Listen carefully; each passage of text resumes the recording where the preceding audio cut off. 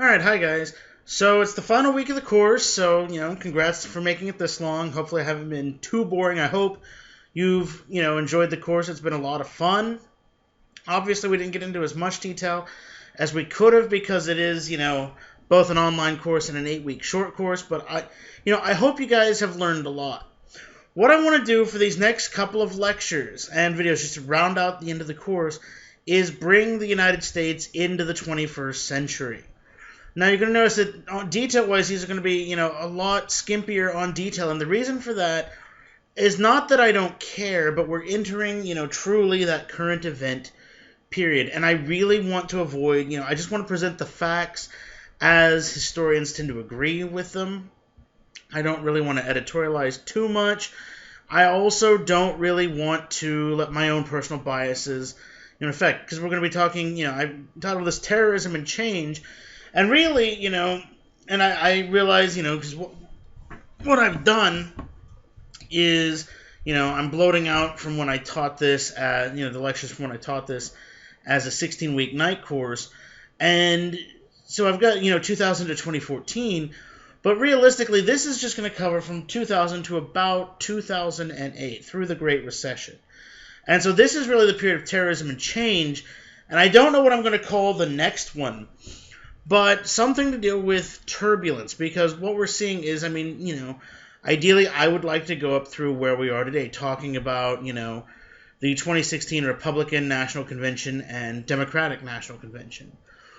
But it's very political. We're going to focus on some political events, some domestic changes, things now that both shape where we're going, should shape issues in the future, as well as just being things that realistically you should be, made aware of. I grew up through this stuff. I know if you're old and non-traditional, you lived through this stuff. But for many of you guys, I realize, this is stuff, that's been going on, ever since you were kids. And so you might not, caught all this the first go around. As well as I'd like to be able to set it in, what will hopefully be its proper historical context. Where can we see, previous examples of this? What it might mean for the future, passing thoughts, things like that. So to really kick this off, we really need to see that, we'd left off talking about Y2K, fear, paranoia, the Monica Lewinsky scandal. And so hopefully you can now see that American politics, now it is divided then as it is today. Now we're in the era of dysfunctional politics. And we can best see that, I think, with the election of 2000. And I remember this was just such a big, huge thing. Okay, it's Al Gore, who had been Clinton's vice president, and Joe Lieberman versus, George W. Bush and Dick Cheney. And what happens is, we see it's a fairly tight election. Very, very close. So close, in fact, that what we're going to see is, Al Gore does win the popular vote by about 540,000. But remember, it is technically the Electoral College, not the popular vote, that elects the president. Your vote does matter because, state laws, you're voting for the elector who will then, vote for president. But it's the electors that actually vote for president. And that's why you might see, presidential, candidate will spend lots of time campaigning in California with its something like 54 electoral votes, but not so much time in Oklahoma with its, 7, 8 electoral votes, whatever that happens to be. I think they just changed it recently. Because, it's, you want those huge electoral votes, which again, defined by population. Well, indirectly, it's more, the electoral vote would be the number of senators and congressmen. So if, a state has 5 congressmen, every state gets 2 senators, 7, that's the number of electoral votes. So it's 540,000 votes in the popular. Al Gore, had the popular vote been what it was, would have won the election. But we're going to see that, in the electoral, George W. Bush barely wins.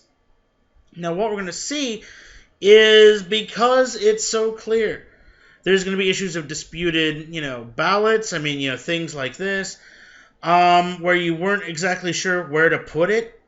Okay, for instance, this was, this is, I believe, from a Florida ballot, and Florida was the state for problematic issues.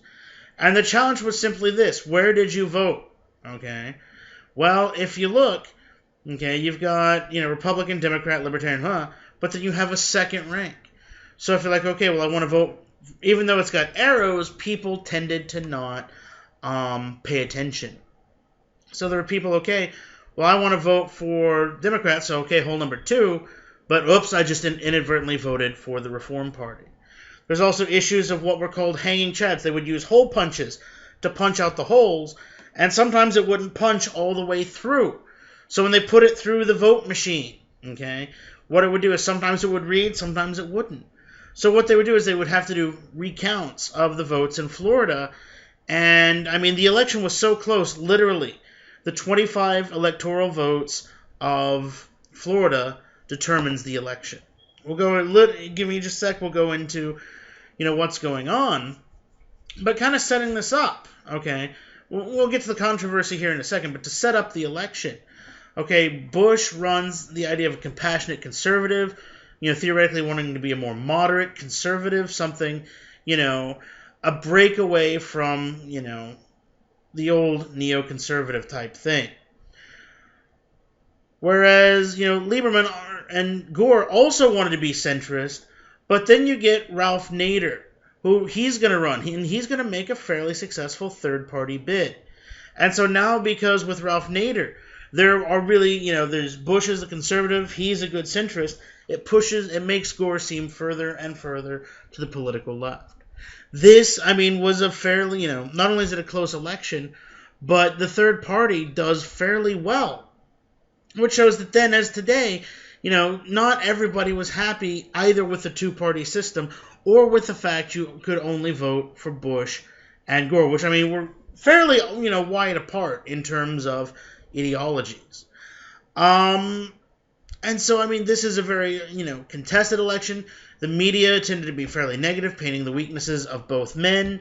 I'll try to show the video. One of the things that I remember swept everything was, when he accepted the nomination at the 2000 Democratic National Convention. Al Gore just, swept his wife off her feet in this huge kiss. It almost became scandalous. It's like, how are you being so risque? Because the media was just so trying to find just anything negative to use against these candidates. If we look at the actual controversy, this is what most people remember from the election of 2000. It's initially, they called Florida. In fact, it was so initial, CNN called Florida well before the final votes had been counted. And it actually became such a huge thing that in 2004, CNN waited almost till everybody else had already called states before they were calling states. And I remember it was lampooned on, I want to say, either Leno or Conan, I can't remember which, but it was something like 2 or 3 weeks after the election, something like, oh, we just got a special report, and it came in with a guy doing Dan Rather. CBS News calls South Carolina for George W. Bush. Just lampooning because they were waiting so long. They didn't want to screw it up this time. So Gore calls and concedes the election.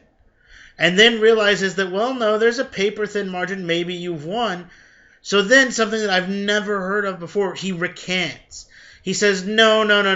Actually, we're going to keep doing this. And then files lawsuits. Because what they have to do is they have to keep counting. It's after Election Day. We need a president. And then it's like, no, the Gore campaign wanted the votes recounted.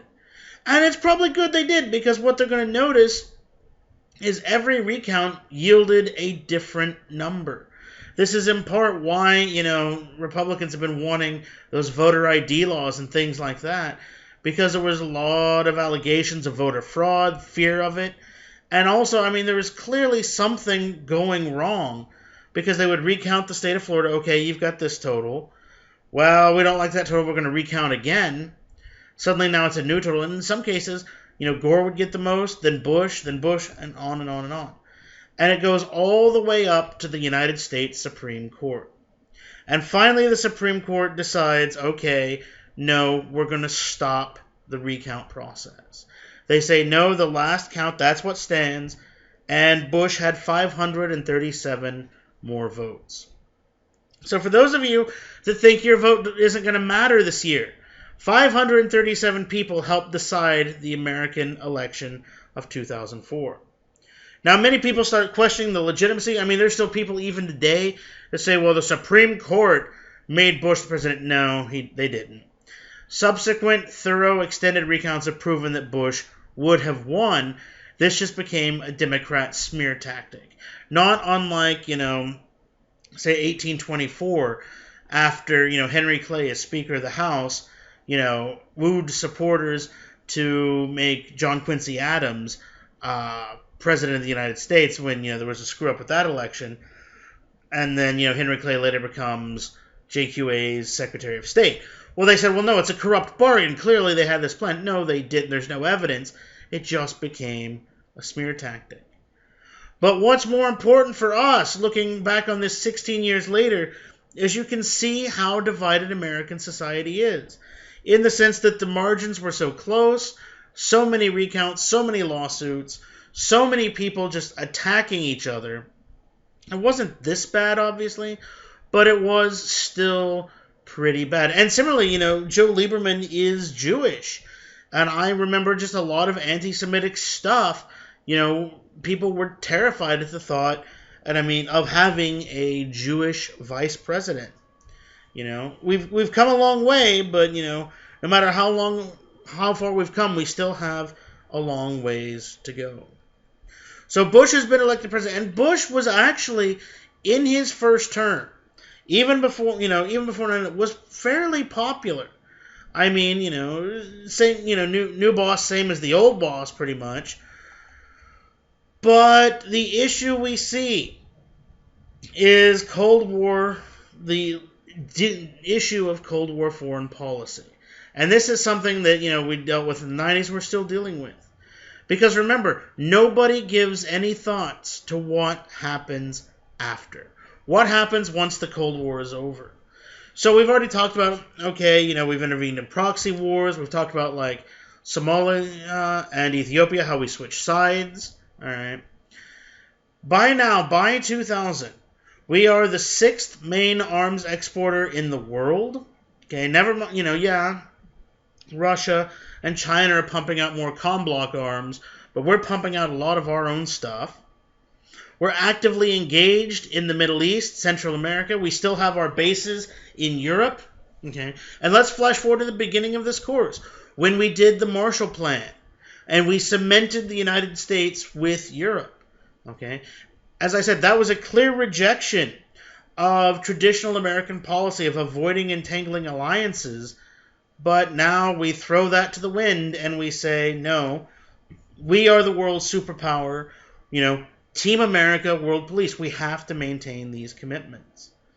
Now, obviously, the main goal had been to prevent communist expansion. But what happens when, communism more or less ceases to exist? You've got Fidel Castro and you've got, what's-his-face down in Venezuela, which, by the way, here is where I will let my bias come out. I do not believe in communism. I think it is the dumbest thing on the planet. And I have proof. Here is my proof. I just read an article today on CNN. The food shortages in Venezuela are so bad, and this sounds like a horrible bar joke, I know, that McDonald's in Venezuela, which the fact there's McDonald's, has to pull Big Macs off their menu. Why, you might ask? There's not enough bread to go around for them to have the third bun, because you've got the bun patty. They can't provide the third bun. And so they've had to pull Big Macs off the menu. If you need any more proof that communism doesn't work, if you can't get a Big Mac, there's a problem. Asterisk, I actually legitimately hate McDonald's. It's good drunk food, but that's because I sure as hell am not going to eat it sober. But I don't do most, I do a lot of stupid stuff, not sober, but that's another story. I don't encourage out drinking, by the way, unless you're over 21. Then all things in moderation, even moderation itself. So what happens when the Cold War foreign policy is shut off? Well, now you have to deal with the fact that we've been, influencing or directly controlling various countries all over the world, and they, may or may not have liked it. They may or may not like it to stop. And so we see the United States in the 90s and early 2000s, we get rocked by waves of foreign terrorism. The American embassy in Tanzania bombed in 1998. We're going to deal with things like the bombing of the USS Cole. There's going to be targets in, I believe, the Kenyan embassy. We already talked about those hijackings and bombings in the 70s. And we see that a threat emerges in the 90s that we really don't take seriously. And that's Osama bin Laden. And Osama bin Laden, he had been a Mujahideen fighter during the Soviet invasion of Afghanistan. We had supplied his group weapons. And around 1988, 1989, he forms a group named Al-Qaeda. Okay? Something that, used to be a name that inspired terror, but nowadays it's largely been supplanted by ISIS. And how bad are ISIS? Al-Qaeda doesn't even like ISIS. That's how bad those guys are. Now, I've had a student before who was ex-military who argued with me, saying that, Al-Qaeda is a creation of the 90s. I have done extensive looking, and the most common accepted date I can find is 1988 to 1989. But in any case, by the 90s, this group is firmly established.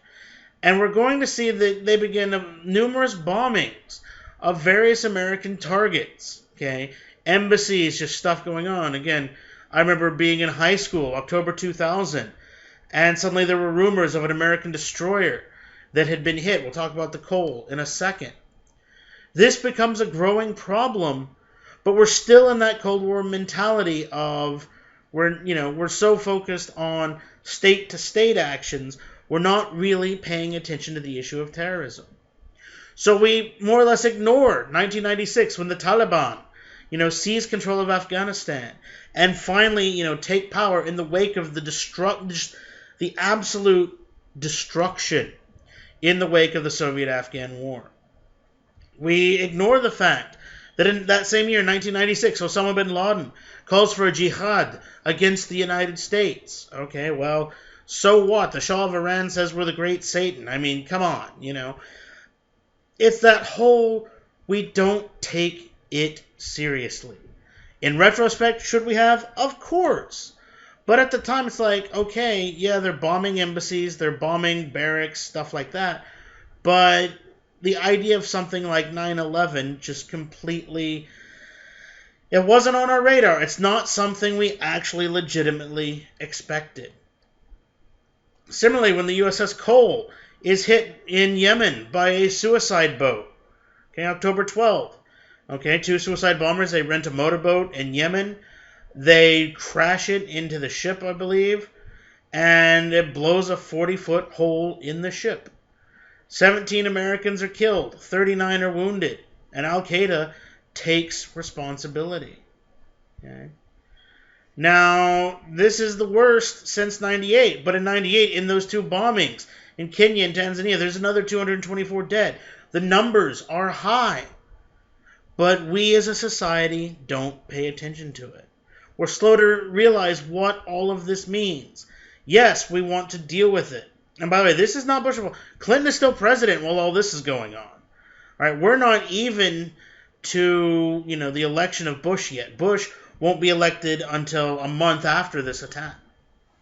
It's just that we, as a society, recognize it's a problem, but we don't recognize how bad it is.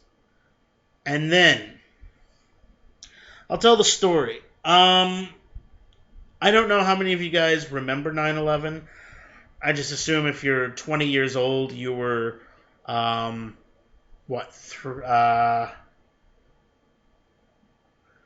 you'd be 4 or 5 when it happened. I was a junior in high school. I had band first hour, so we didn't know. I then had jazz band second hour. I'm a saxophone player, so of course I'm in the jazz band. You know, we walk in, and I walk in my third hour, and it was AP English, and they're playing it, and me being the smartass that I am, I don't know what it is. I have, again, you can't conceive of this. So I said something to the effect of, "Are we watching a bad disaster movie for class?" And maybe 20 seconds had elapsed since I said that, and the second plane slams into the second World Trade Center tower. This is probably one of the most defining moments in American history. And I say that because, granted, I was a teenager before, but the world was different before 9/11, or at least our perception of it was different. Today, we're afraid of terror attacks. We're afraid of school shootings. We allow things like the Patriot Act and surveillance. Before then, it's like, okay, yeah, terrorism happens, but it just seemed like it wasn't that big of a threat. So what happened September? This is the largest, even today, terrorist attack on American soil. 4 airliners are going to be hijacked. 2 will hit World Trade Center buildings. 1 will hit the Pentagon, and 1, will crash in Pennsylvania. It lasted around, I don't remember where I got this 20 minutes. I'll say this. It certainly felt a hell of a lot longer. 3,000 Americans dead. This radically inspired fear in the minds of Americans. I remember just people panicked all over the place. There was just fear. So bad you could even see it from the International Space Station. That's Manhattan. Here's the Pentagon. And then probably the most iconic photo to come out of it. Just the firefighters, raising the flag and then trying to excavate the dead. There's one of the guys, his character wasn't in We Were Soldiers, but he was with that cavalry unit at Ia Drang. And he was working, and that was in 65, and he was working in the World Trade Center. And he was, supposedly, as the story goes, he was singing the old Welsh tune Men of Harlech while running up and down stairs, getting people, trying to get them out of the buildings. Then one time he went up and he never came back and was killed. This just became... And these pictures, they're haunting. Because, today, okay, you guys have grown up this year, but for those of us that remember, and this changed our lives. I remember at the time I was working at Get and Go, just as, high school job. People were so terrified that I get to work around 5 p.m. that day. And there were lines of people waiting for gas. People were just stocking up because people were afraid that either gas prices were going to go up or there'd be more terror attacks. Or they were literally treating it like the end of the world. That Y2K paranoia that went nowhere now suddenly found an outlet for survivalist instincts. And it's weird because my own experience for 9/11, obviously I wasn't there, I was, in Oklahoma, but deals with 2 things. The rampant patriotism and the rampant fear. The patriotism, high school I went for, 3 hours, then I would get on a school bus and we would go to Tulsa Tech because I wanted to be a computer programmer where, I decided I wanted to do something less boring than typing code all day, so I became a history teacher. I'm still not sure if that's a win or not, but in the less boring category. And the radio, all it did was just blare patriotic music. That's all it did. Just patriotic music. Get to Votech. And my teacher was an old Vietnam vet who was in the 1st Air Cav Vietnam. He came in around 68. And he was just so mortified because, he had been a Vietnam vet. He had seen all this. And he was just like, guys, just do whatever you want. I'm just going to watch news coverage. And eventually he got so pissed off. And this kind of shows just how little we understood the people who did this, how little we understood Al Qaeda and what they wanted, is when Al Qaeda and Bin Laden take credit for it, and they start talking about what it is they want. He blurts out, "Well, our God can kick Allah's ass." Just this whole, just this shock. Just how do you comprehend somebody hijacking an airliner, flying it into a building, one of the most populous buildings on the planet, and then a second time, and then 2 more airliners? How do you do that? So anyways, this brings swift American reaction. I mean, by October, we're going to start operations against Afghanistan. Why I mention that? When the Taliban take it over, they give safe haven to OBL. They give safe haven to terrorist training camps. And so now we're going to attempt to do what the Soviets failed to do. And it alters the American mindset. And I've got here that terrorism becomes the number one enemy. I mean, we're still afraid of it today. I mean, that's one of Donald Trump's biggest selling points. If you watch the Republican National Convention stuff, we are still afraid of terrorism. I'm just thinking this week, and it's not confined to the United States. I mean, okay, we've had a few ISIS shootings and such here in the United States, the Boston Marathon thing. But this week, I'm just thinking, well, you've got the guy who opened fire in Munich. Then you have the refugee, I believe it was a Syrian refugee, who took a machete after a Polish woman in Germany. And then just, I think it was last night, another Syrian national did a suicide bombing at a nightclub. I mean, terrorism is all over the place. France, just the other day, with the truck that plowed into the Bastille Day parade. I mean, terrorism is all over the place. So it becomes the number one enemy. And to fight it, we become so scared of it. We compromise on our core values as to who we are as a people. We start spying on one another. We live in fear. We start distrusting. The day after 9/11, I was working at Get and Go again. And a Middle Eastern man, I just presume it was one Middle Eastern man, who, okay, like, here's a parking lane, you park like this. He parked like this, so clearly not familiar with how to do this. Now, I'm from Skytook, Oklahoma. It's just this little, well, it's a big, but it's a podunk town, north of Tulsa. Anyways, he comes in the store, and he starts asking about buying property and stuff like this. And it's stuff that, 15 years later, you're like, okay, it's just bad timing. But at the time, people were so ramped up because he's asking about property, how far to an airport, how far to Tulsa, stuff like this, that I didn't realize my manager called the police on him. So he's then, about 5-10 minutes later, he's outside vacuuming, using the vacuums they have at gas stations, and I'm taking the trash out. Suddenly, 4 Skytook PD cops come in, kick open their doors, draw their guns on the guy, telling him to get on the ground. He hasn't done anything.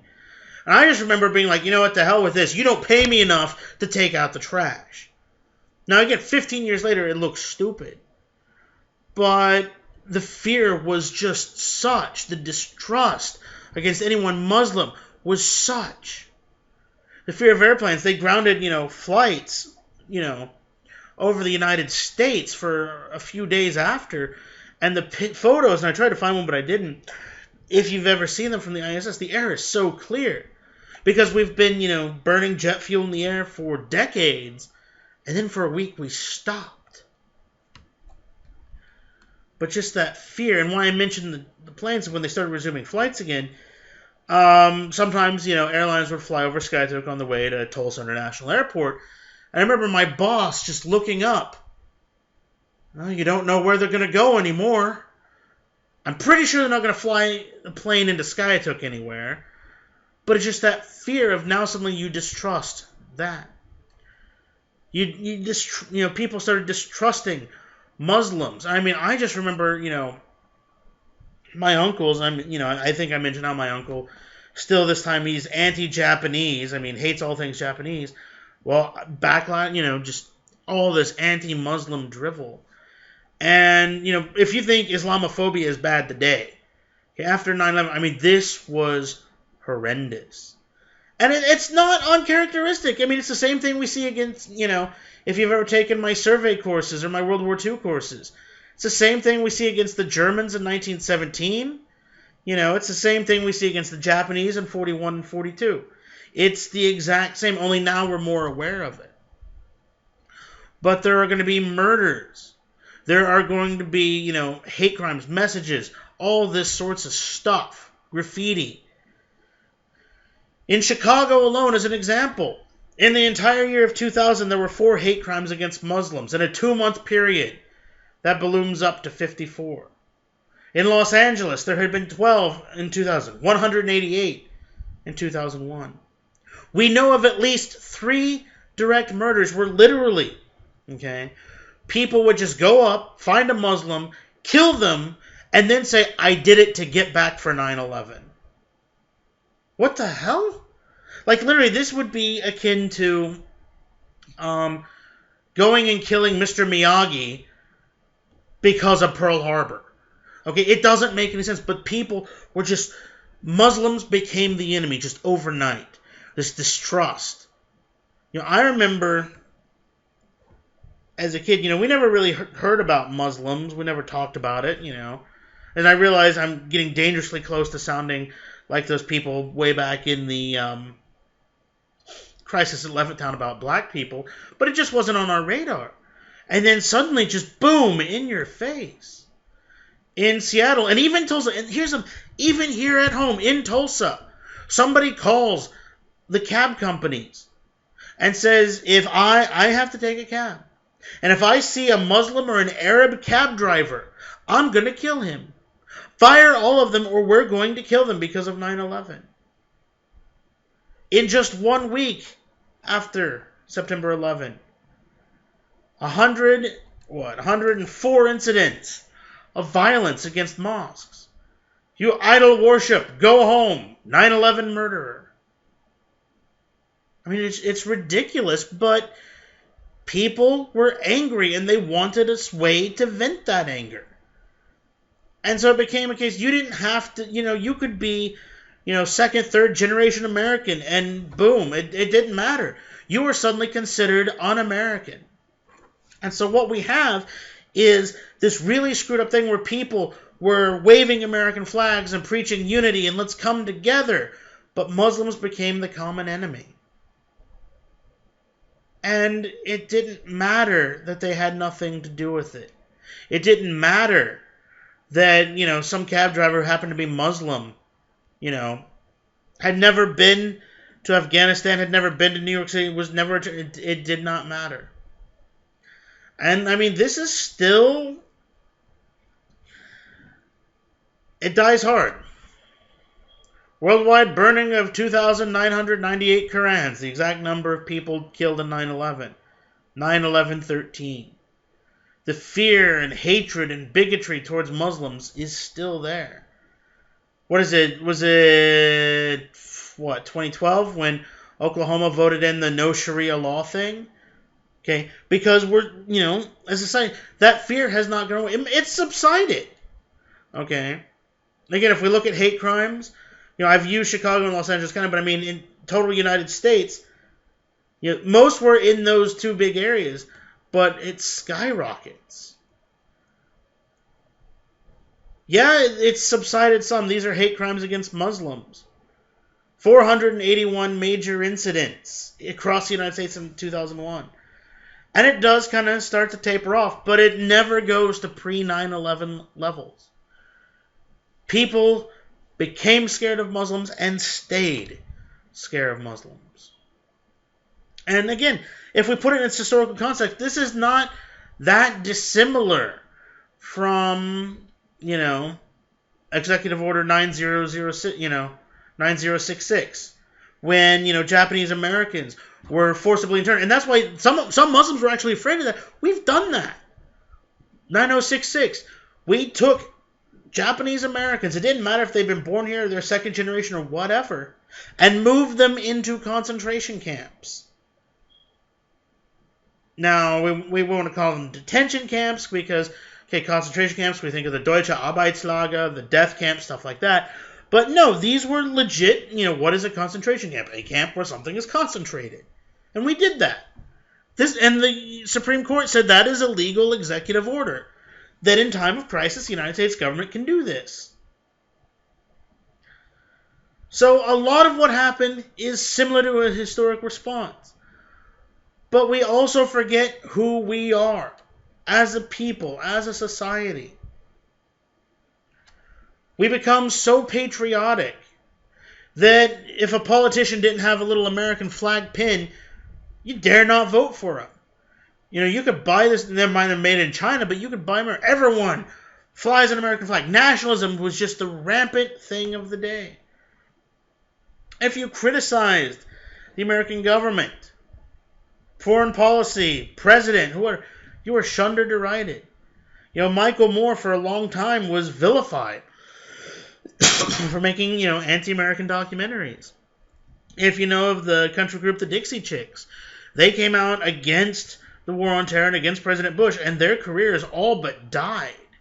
Okay? Anybody that said anything bad, Bush's approval rating skyrockets, and whereas, today, it's okay to distrust the government. It's okay to say, hey, I don't think you should do that.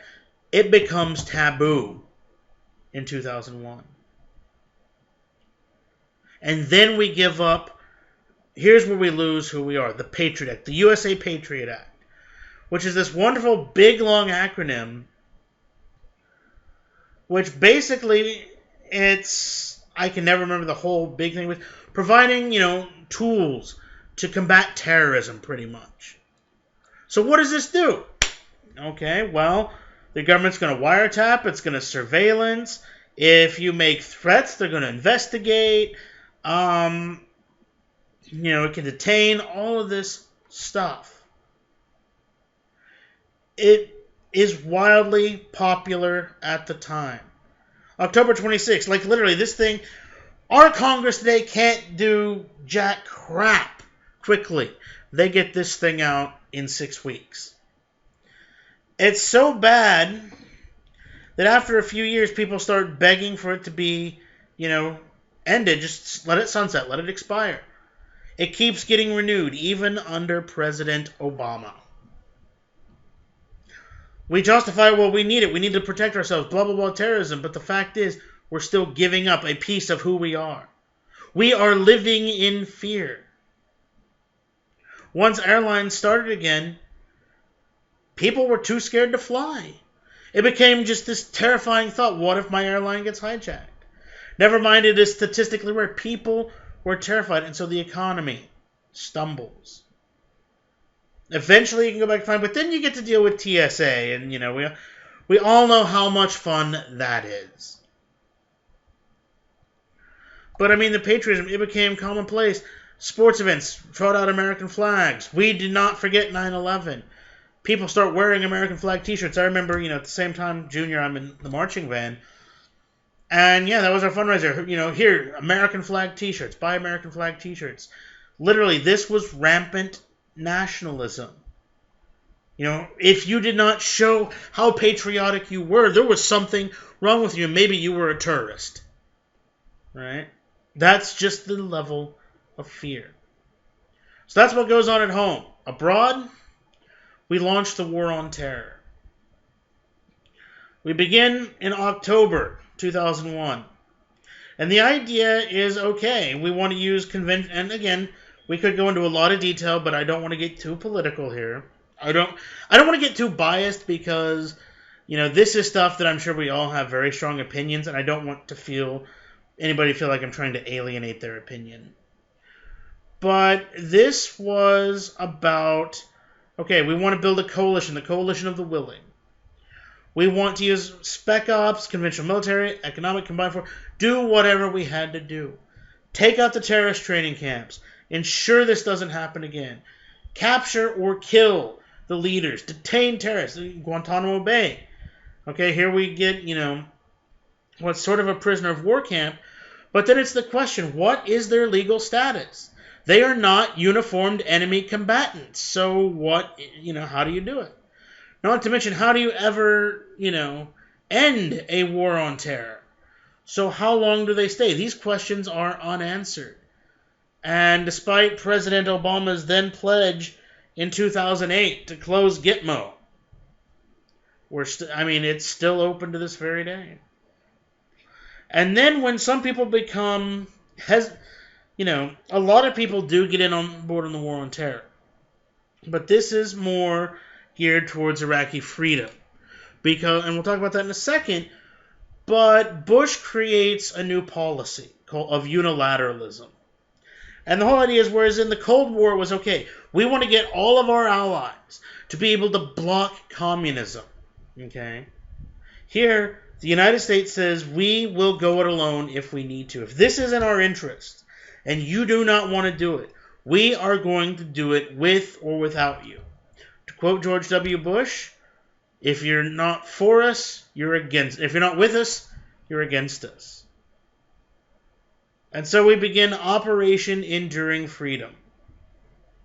Let me tell you about one of the most chilling moments I've ever had in my life. So I'm working at, Get and Go, because, hey, I'm a 17-year-old kid. I want money for a computer, right? Gotta have something to get on that 56K dial-up. And I'm working, and so we have the radio on because, nothing else to do. Suddenly it cuts out, and the station guy comes on. Yes? Yes? Okay, it's just come through. We're bombing Afghanistan. We're bombing Afghanistan. And I kid you not, a cheer went up in the store. Customers, managers, clerks, everybody, a cheer went up. You would have thought that we just announced the Doolittle raid and just bombed Tokyo. People were ecstatic. Suddenly the radio changes, and now instead of whatever we're listening to, it's patriotic music. You would have thought it was the Second World War. We tell customers they come in. There's no Facebook, there's no heck, cell phones can barely text at this point. You can't check the internet on them. And we tell people, yeah, all right, we're taking it to them. Ah.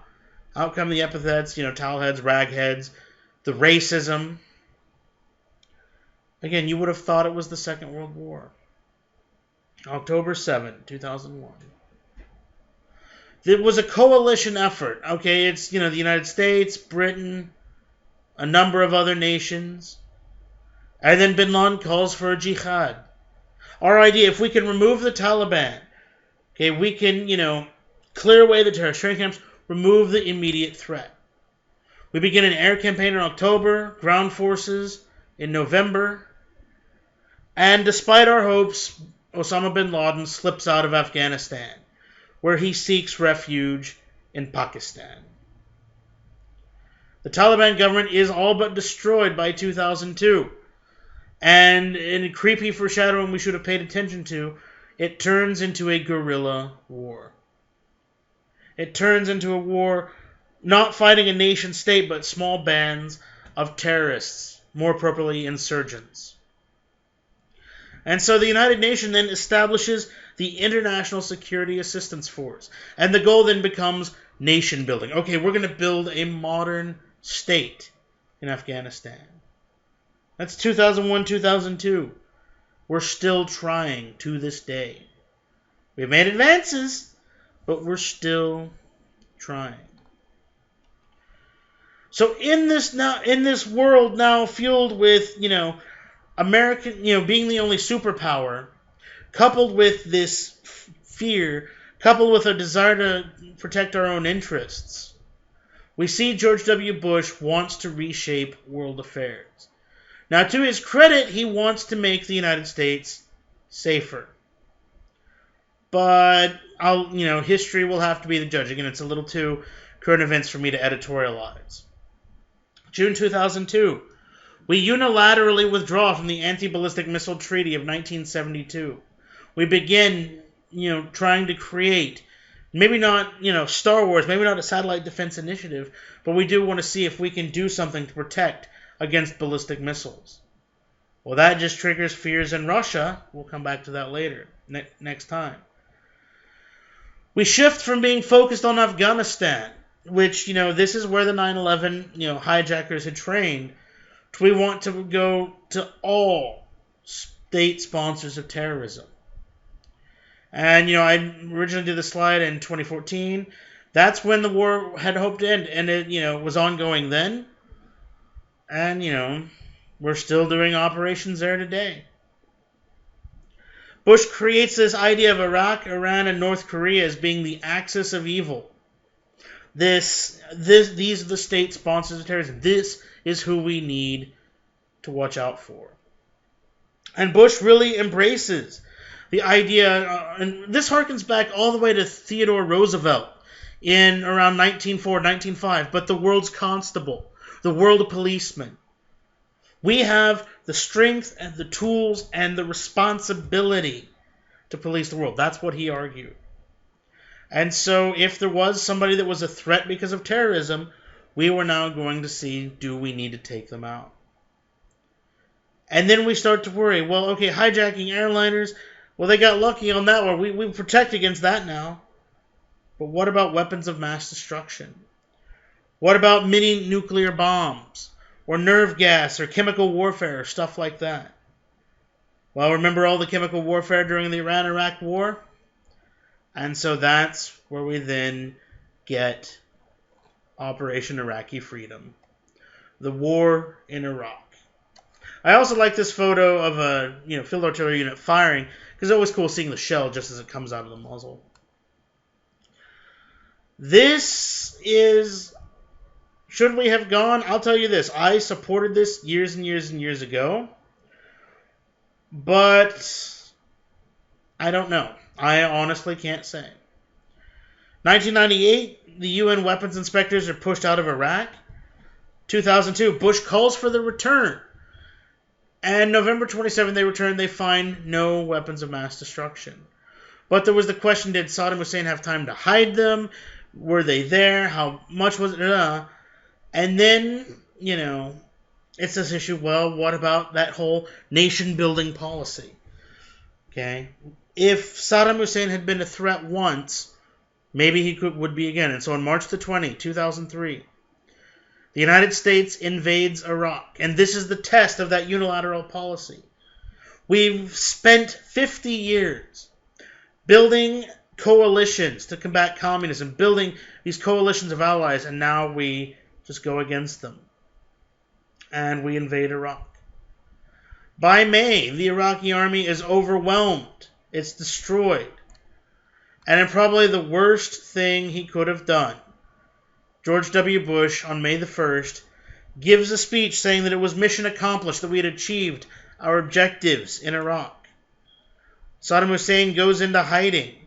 I do remember one of the funny things, listening to the guy we called Baghdad Bob.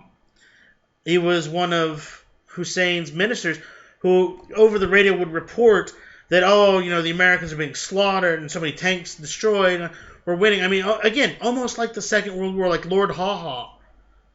Then we claimed that we took Baghdad, and then suddenly Baghdad Bob was off the air. Oops. Might have claimed that it was mission accomplished, but the war turns into an insurgency that lasts until December 18, 2011. That's when our troops leave. And even today, there are still bombings, there's still actions. Iraq is far from stable. And so the question then becomes, did we do any good putting a democratic government in Iraq? Or did we just make the world or the region unstable? We're not fully thinking out our plans or our policies. Much like in Vietnam, people obviously did not like this. Stop Bush's war. Iraq, because it drags on and on, becomes known as Bush's Vietnam. Veterans for peace. Not one more dollar, not one more death.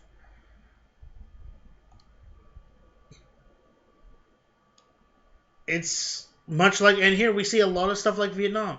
It is an insurgency. It's a guerrilla war. It's going to be televised. It's going to be unpopular. It's going to be political. The deaths, thankfully, are much, much, much smaller. Only, and I hate saying only, 4,487. Statistically, this is, 2,000 American dead at Omaha Beach on D-Day. I mean, statistically, this from death is not that chaotic. But in terms of economy, in terms of world politics, in terms of that, this is a very destructive war. Once again, protests worldwide. One of the ones that I definitely remember the most was Cindy Sheehan. And she would go and protest at Bush's ranch when he was there because her son had died in the war. And she wants to know why. What did he achieve? By 2007, the war is thoroughly unpopular. And I mean, this is a part why the Democrats get elected in 2008. 2012, you get the Iraqi veterans against the war. And they're going to throw away their medals, much as the Vietnam veterans against the war had done in 1971. And then inadvertently, this creates so much anti-American feeling that many people traveling abroad did not want to admit they were American.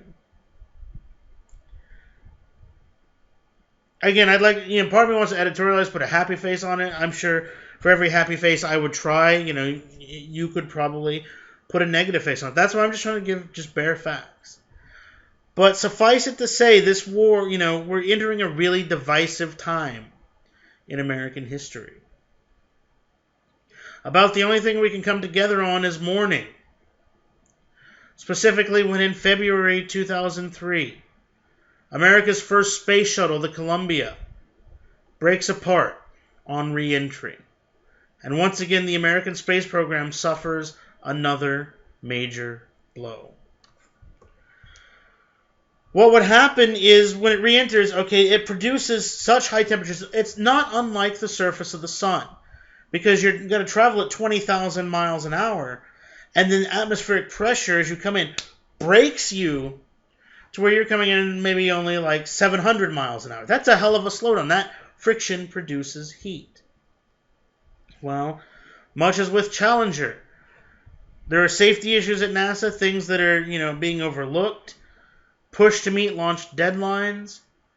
The NASA budget continually is being shrunk. And so while they do try to make safety improvements, they figure out, okay, here's what's wrong. The fact is within 8 years, they retire the space shuttle. And so now, in this kind of, as we wrap up things, who won the space race? Well, okay, we go to the moon, we can go to Jupiter, with unmanned stuff, but now we have to hitch rides on Russian Soyuz. Because our next generation thing, I can't remember, 6 orbiters, 2 were destroyed? Granted, you get a hell of a lot of launches out of them, but and with each one, 7 astronauts dead.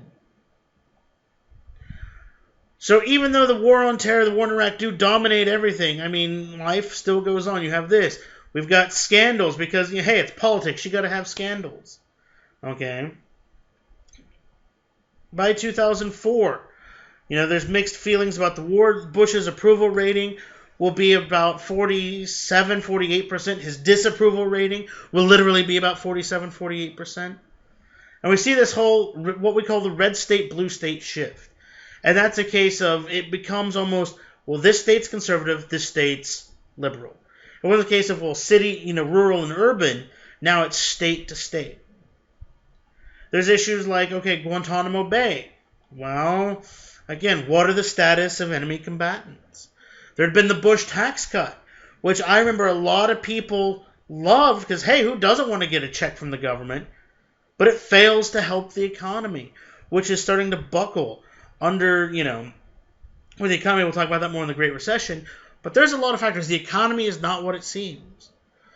You get the passage of No Child Left Behind, which was actually a Democrat initiative sponsored by Ted Kennedy, but it really gets associated with Bush, and educators hate it. They do. Let me put it this way. Every person I've ever talked to who is a teacher tends to dislike it. It's one of those, the government tries to be noble, but it doesn't work. There's also scandals such as the Valerie Plame scandal, There's, the thing with Scooter Libby. We'll talk about the Great Recession here in a second. It's,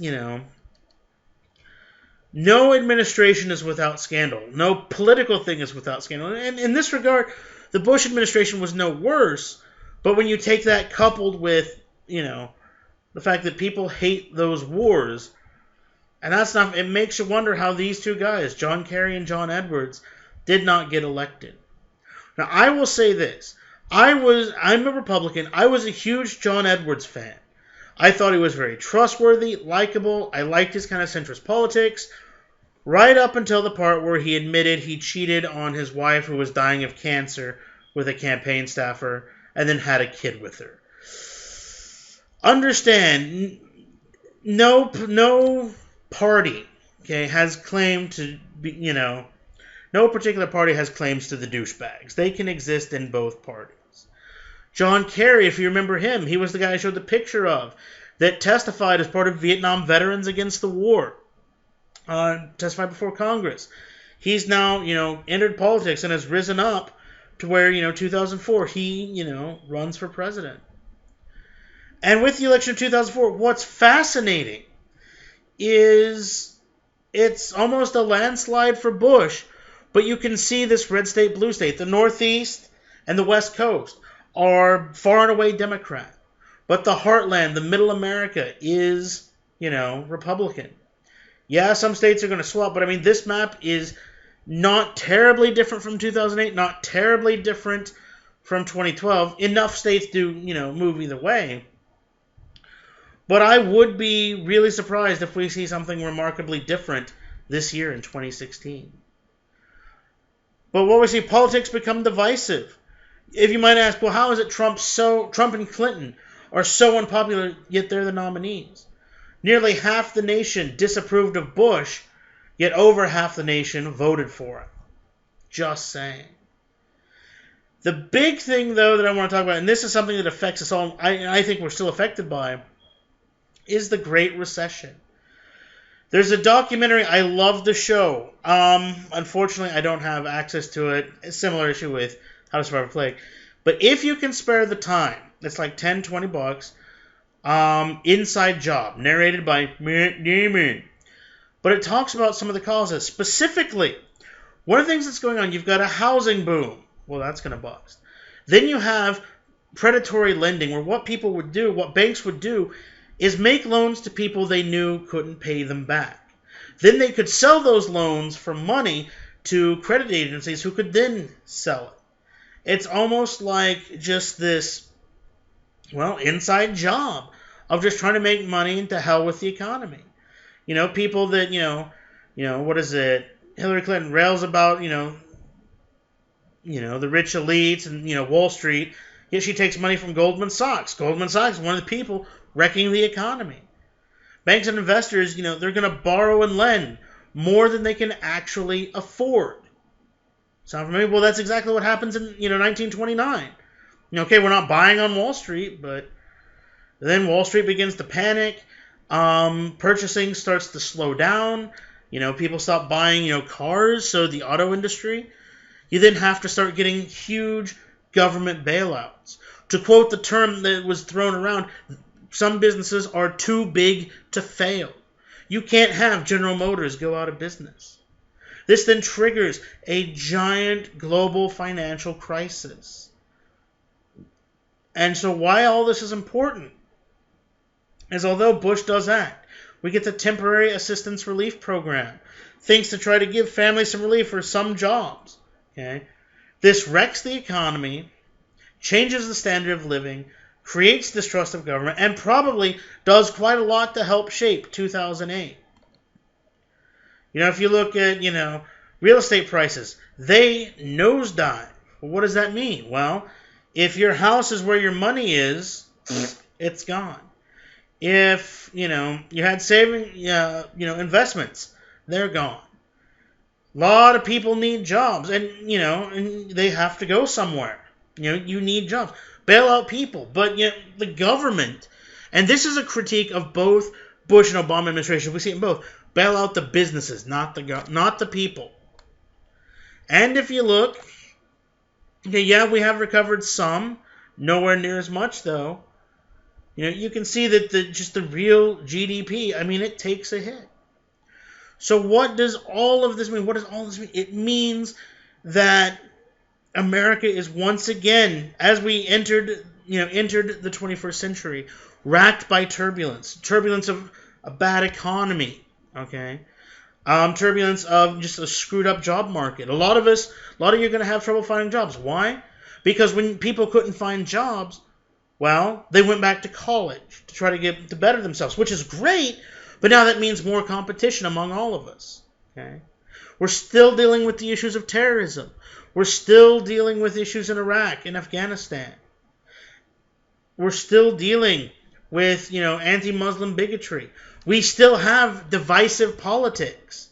And so even though, we are moving forward, we're doing better on so much stuff, a lot of the issues that we're going to, wrap up the course with next time, we see in the 2000s, we see in the 90s. They're only a bit different from the 80s. And it's the same stuff we were dealing with in the 70s and the 60s. Okay? These are stuff that we are in growing pains working through, but the question is how much longer. And sadly, I myself don't have that answer. All right, well, sorry to end it on kind of a sad note. I will try, I'll try to find, happy things to talk about next time, but, I just wanted to kind of give some stuff that shapes the world that you live in today. Again, this is, obviously it's history because it happened before, but this is more current events. This is the stuff you and I are dealing with to this day. All right, I hope you guys, enjoyed the stuff. We'll have one more lecture. I'll post some videos, and then we will post the final exam. And yeah, this time next week, unless you take another one of my courses, which I hope you do, you don't have to listen to me bore you to death anymore. I would love to see you guys in courses. Again, you guys have been a blast. Your work's been really good. I hope you've enjoyed the course. I know I'm making it sound like you're not going to be another lecture, but we'll have that speech for the next time. But all right, take it easy, guys. Have fun. Stay safe out there, and I will see you in the next video. All right, bye-bye, guys.